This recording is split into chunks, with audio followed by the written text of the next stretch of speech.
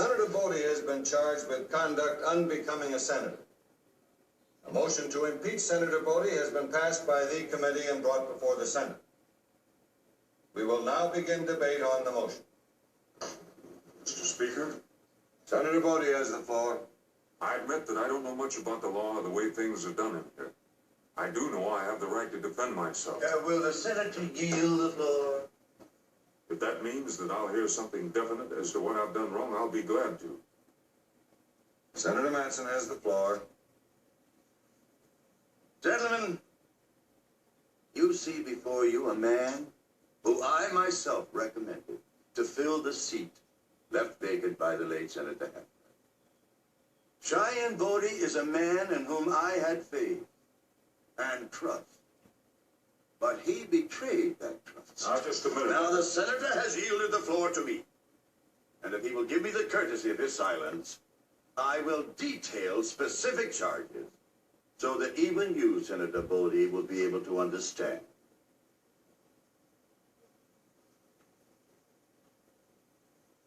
The charges are saloon brawling, bullying, and gunfighting. This man has swaggered through the streets of this capital, smashing with his fists anyone who has a temerity to stand up against him. In for the kill, Judge? Yesterday, our esteemed senator shot and killed 2 men. This barbaric gunman thinks nothing of killing a man in cold blood. I say that he is a threat to the dignity and security of this entire body of lawmakers. So, gentlemen, believe me when I say you have no alternative but to cast your vote for the impeachment of Senator Bodie. I have the floor back. You may, Senator. You heard the accusations made by the senator? I'd like to reveal some of the circumstances leading up to the brawl and the gunfight that he refers to. I'd like to call a witness, Mr. Patrick Evans, to tell you about the fight. Point of order, Mr. Speaker. Yes, Mr. Matson. Well, now I'm a reasonable man, Mr. Speaker. But to ask us to sit here and listen to a man who is a disgrace to his profession, an admitted common drunk, is just another example of Senator Bodie's utter disregard for the dignity of this Senate. I respectfully submit that Mr. Evans be denied the privilege of this floor. Mr. Speaker, the Senate is afraid to hear the truth. What I have to say... Mr. Evans, you're out of order. Chair rules in favor of Senator Matson. You'll please sit down. He's railroading Senator Bodie the same way he railroaded me. You will please sit down and be quiet, or I'll have the Sergeant-at-Arms remove you. Looks like I'll have to do my talking myself, Mr. Speaker. I didn't ask for this office. I was told by Senator Matson if I accepted the Senate vacancy, I'd have a much better chance to accomplish what I came here to do.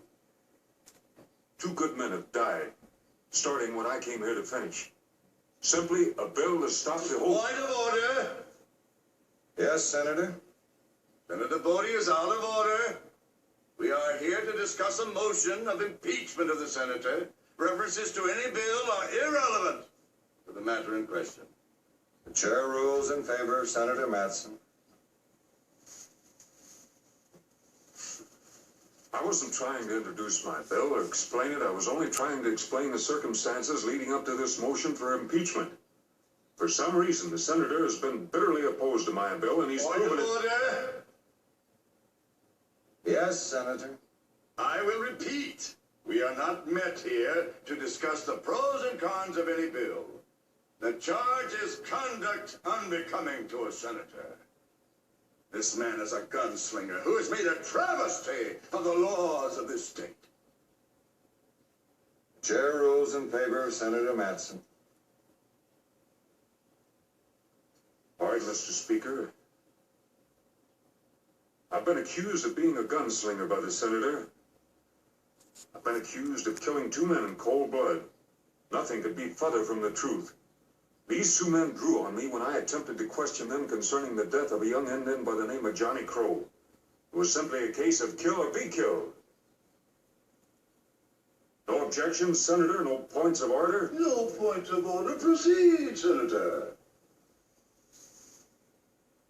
Johnny Crow is dead because he had the courage to fight for his people, for their existence, for their right to live. He was murdered. And now we have a point of order. Point of order, Mr. Speaker.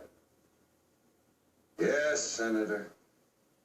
Once again, we hear the plaintive plea of the professional gunfighter. Self-defense. But it is beside the point. However, the honorable senator has just admitted one of the charges against him. Now, his defense of the noble Indian is indeed very heartwarming. However, it is based upon a falsehood. This Indian died because his love of liquor was a little bit stronger than his love for his own people. And who is his benefactor and champion? Oh, gentlemen, let's don't take up any more of our time. I move that the motion for impeachment of Senator Bodie be brought to a vote. The senator is a very clever man. He has a way with words. He has a knack for twisting the truth and distorting the facts to his own advantage. Listening to him here today makes me concerned for my country. Point of order. You will sit down, Senator. I see no reason why Senator Bodie should not continue. Thank you, Mr. Speaker. As I was saying, I'm concerned for my country when I see the way the truth can be bottled up by points of order and rules of parliamentary procedure. It's kind of frightening. But there's something that scares me even more than that.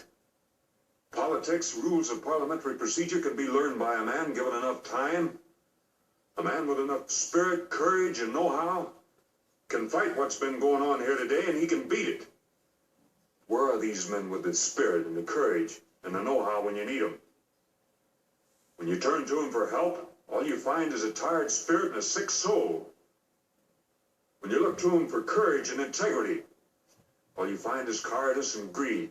A scarecrow of a man bought and paid for.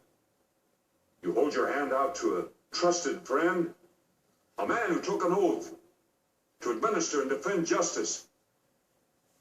All you find is a Judas.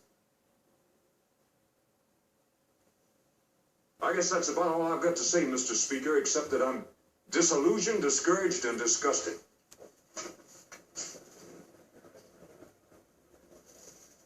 Mr. Speaker, may I beg the privilege of the floor? The chair recognizes Judge Kincaid. Considering his lack of experience, the senator is most eloquent, most courageous, and most truthful. He has just painted a picture of me and a few others that is frightening, but honest. Now, the question as I see it is not whether Mr. Bodie be denied a seat in the Senate, but whether Mr. Matson be tried for graft, blackmail, misuse of office, and murder. Point of order. Sit down, Senator. Judge Kincaid, you may continue. I've been sitting here trembling with shame, listening to this barbarian, as the senator calls him, trying to defend himself against a man who knows every trick in the book. Oh, Senator Matson knows so well how to cut a man's character to shreds.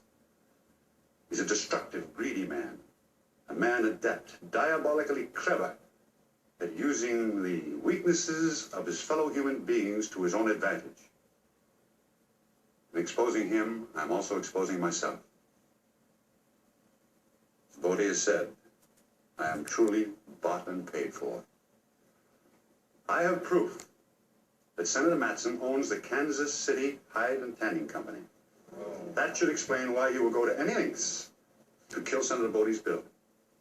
I also have proof that he used false evidence to have Mr. Evans disbarred. And I also accuse the senator of murder. Point of order. The chair rules in favor of Judge Kincaid. I can substantiate all of my charges. Will you yield the floor, sir? No, sir, I will not yield. And I accuse Senator Matson and Walt Taylor of conspiracy and murder. Well, Sergeant at Arms, you will arrest Senator Matson and Walt Taylor on charges of conspiracy and murder. sending me to jail, not nobody.